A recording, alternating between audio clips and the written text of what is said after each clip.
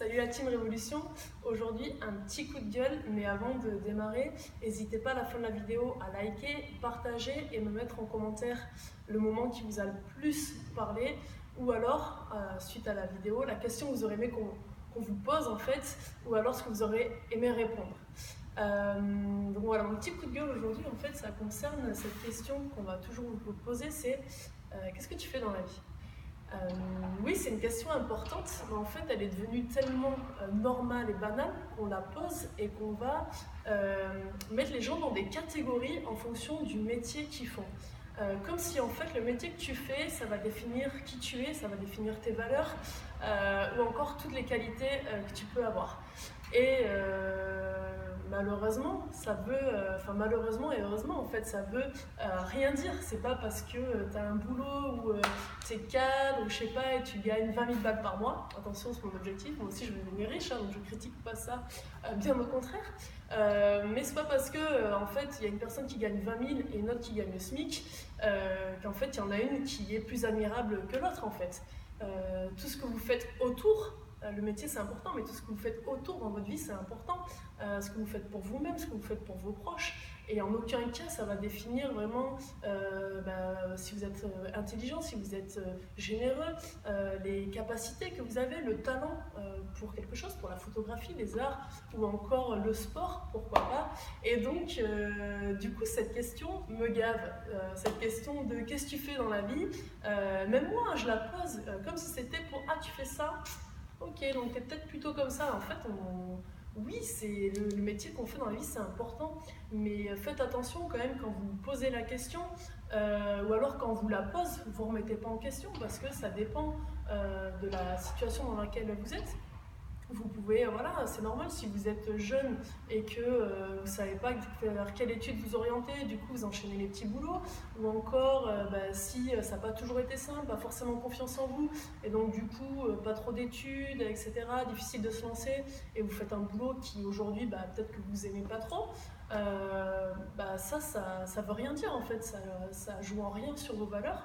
Par contre, ce qui est important, c'est de se dire, j'ai beau avoir 20 ans, 30 ans, 40, 50, et pourquoi pas 60 ans, c'est jamais trop tard. S'il y a quelque chose qui vous plaît, voilà, si vous n'avez pas fait les études pour ou quoi, aujourd'hui, il y a plein de choses qui existent pour faire en effet le boulot de ses rêves, pas pour plaire à la société, attention, mais en tout cas pour se sentir plus heureux. Donc si déjà on vous a dit que c'était impossible, c'est des conneries, vous en êtes capable, donc ça c'est la première chose à retenir.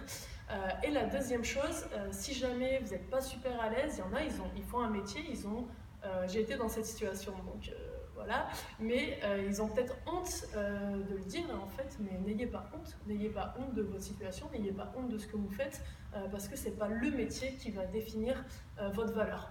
Par contre, ce qui est important, c'est que si jamais vous ne vous sentez pas vraiment heureux dans votre boulot, donnez-vous les moyens de changer, de trouver des solutions. Même si la formation elle coûte des sous, on peut toujours trouver un moyen de se la faire financer.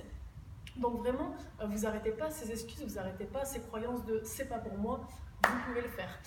Et pour finir ce petit coup de gueule, j'aimerais juste vous raconter ma petite histoire. À l'époque, en plus, j'étais pas hyper à l'aise parce que moi, justement, j'avais un peu honte de faire un métier alors qu'il n'y avait pas de honte à le faire, mais je vais vous expliquer quoi. Mais en gros, c'était l'année où je me préparais, je jouais encore pour l'équipe de France. Et donc là, on avait un gros événement, on avait les championnats du monde, on visait les médailles de bronze. Et moi, voilà, le hockey, c'était toute ma vie. Et ce que je faisais comme boulot, etc., ça n'avait aucune importance. Ce qui était important, c'est que j'ai du temps dans ma journée pour récupérer, pour faire ma muscu et pouvoir m'entraîner tous les soirs et avoir tous mes week-ends. Donc, je travaillais dans un fast-food, à McDo, pour ne pas le citer. Et je faisais les horaires du matin, donc c'était ménage, nettoyage des toilettes, de la cuisine, etc. Mais du coup, j'avais toutes mes après-midi libres pour faire ma muscu et surtout, j'avais négocié tous mes week-ends. Donc ça, c'était top et toutes mes soirées. Et donc du coup, je me battais pour mes rêves, je m'entraînais tous les jours comme une malade, je ratais pas un seul entraînement. On arrive au championnat du monde, mon équipe, elle était préparée de ouf, on avait une équipe de malades, on gagne la médaille de bronze, j'étais comme une dingue. Voilà, sur un nuage avec l'équipe, c'était un truc de fou ce qu'on avait vécu.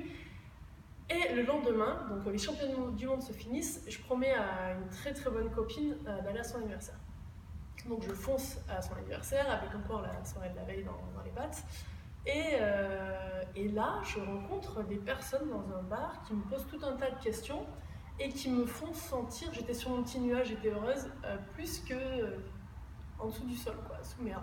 Et qui me disent ah, salut, donc t'es mariée? Oui. Depuis 4 ans, elle me pose la question, donc je lui dis. Et elle me dit ah, ok, bah t'as des enfants alors? Je dis non, non, je suis sportive de haut niveau, donc actuellement je me consacre sur ma carrière. Ah, et t'en vis? Non, non, c'est pas mon métier, c'est. Voilà, je. Et du coup, tu commences à te sentir un peu mal. Ah, mais tu fais quoi comme métier alors? Je travaille à McDo. Ok, d'accord. Et la soirée se passe. Et en fait, en soi, c'est pas grave, ce qu'elle pense, c'est pas grave. Mais cette personne-là, elle a. Après, c'est ma faute, hein, mais elle a réussi à me faire croire que ce que je faisais, c'était de la merde. Mais non, en fait. En fait, je me bats pour mes rêves, je fais plein de trucs à côté. Oui, je bosse à McDo, mais aujourd'hui, c'est ça qui me permet eh ben, de préparer mon avenir et surtout mes rêves pro. Et pour ceux qui bossent dans les fast-food et tout ça, il n'y a aucune honte. L'important, c'est de se bouger les fesses, de gagner sa croûte.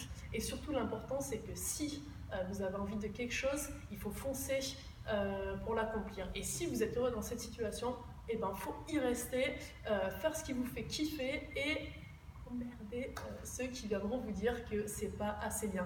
Donc arrêtez, définissez pas votre valeur au métier que vous faites actuellement. Arrêtez de croire que vous n'êtes pas capable d'avoir autre chose. Par exemple, moi, j'ai toujours rêvé d'être coach sportif, d'être conférencière sur la motivation, voilà, d'accompagner les personnes à un bien-être en fait général. Et je ne m'en pensais pas du tout capable. Je pensais que voilà, j'arriverais jamais à me payer toutes ces formations, etc., que j'avais pas les épaules pour. Aujourd'hui, je dis pas, je prétends pas être qui que ce soit. Par contre, j'arrive à en vivre, ça se passe trop bien avec mes clients, je suis super heureuse de me lever le matin et je pensais que c'était vraiment, vraiment impossible d'y arriver. Donc, vous inquiétez pas, je donne pas de leçons, mais au contraire, je sais ce que vous pouvez ressentir parce que je l'ai ressenti plein de fois après avoir abandonné 50 fois toutes les études que j'avais testées, après avoir enchaîné plein de boulots dans lesquels j'étais pas heureuse. Donc vraiment tout est possible, il suffit juste d'y croire et hop, de se mettre un petit coup de pied aux fesses et d'avancer petit à petit. Voilà, je vous souhaite le meilleur, vous êtes les meilleurs et à très bientôt.